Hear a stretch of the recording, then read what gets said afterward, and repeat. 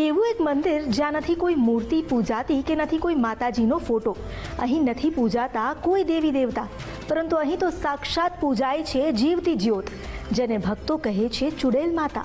પાટણમાં આવેલું કુણઘેર ગામે ચુડેલ માતાનું મંદિર.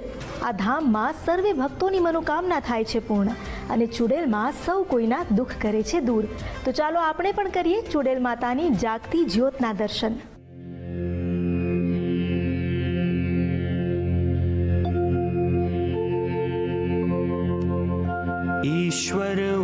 ચુડેલનું નામ સાંભળતા જ સૌ કોઈ ડરવા લાગે છે, પણ અહીં તો ચુડેલ જ માતાજીના સ્વરૂપમાં પૂજાય છે, જે દુખીઓના દુઃખ દૂર કરે છે.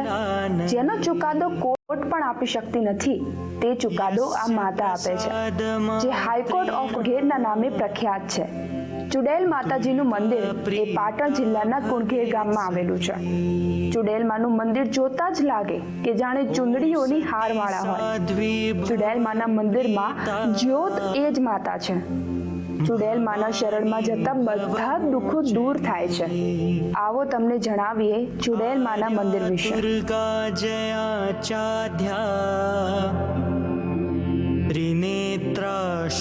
ज्योत से ज्योत जला के चलो, चुड़ैल माँ का गुण गाते चलो, राह में आए जो दिन दुखी उसको भी साथ लेके चलो.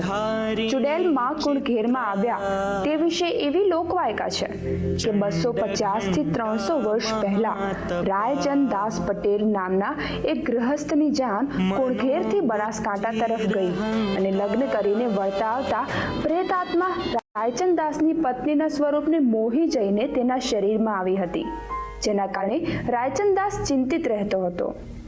મૂંઝાયેલા દીકરાને જોઈને માતા પિતાએ પૂછ્યું, બેટા, આપણા ઘરમાં જ્યારથી વહુ આવી છે ત્યારથી તું મૂંઝવણમાં કેમ રહે છે? ત્યારે દીકરાએ કહ્યું કે હું જ્યારે મારી પત્ની પાસે જઈને બેસું છું ત્યારે મને મારી પત્ની દેવીના સ્વરૂપમાં ભાસે છે, જેથી મને તેની પૂજા કરવાની ઈચ્છા થાય છે. આ વાતને લઈને માતા પિતાએ પુત્રવધૂને એક દિવસ ગંભીરતાથી પૂછતા વહુએ પોતાના સાસુ સસરાને જણાવ્યું કે હું ચુડેલ છું, ચુડેલ. ચુડેલ નામ સાંભળતાની સાથે જ સાસુ સસરા ગભરાઈ ગયા, જેથી વહુએ કહ્યું કે ગભરાશો નહીં, મારાથી ડરવાની જરૂર નથી.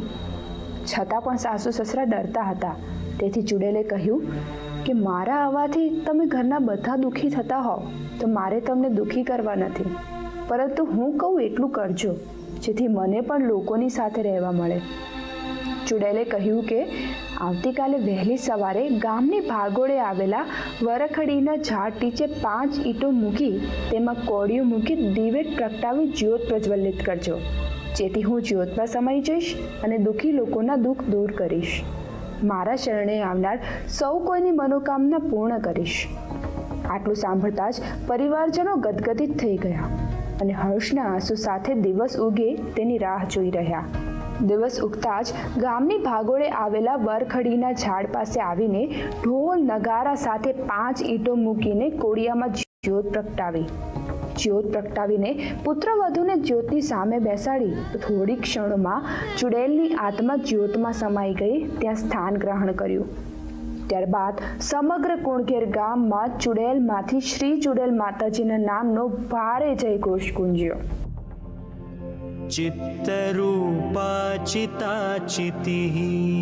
કહેવાય છે કે આ વરખડીના ઝાડ નીચે થડમાં ચુડેલમાં આજે પણ બિરાજમાન છે.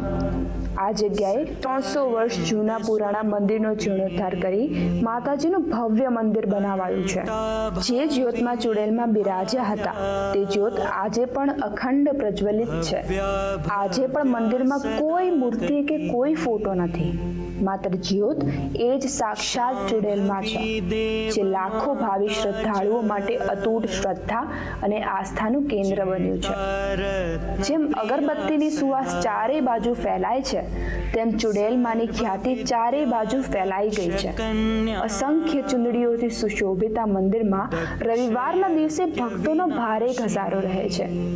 ઉત્તર ગુજરાતમાં આ મંદિર કોઈ નાત જાતના ભેદભાવ વગર સમગ્ર જ્ઞાતિના લોકોનું આસ્થાનું કેન્દ્ર બની ગયું છે.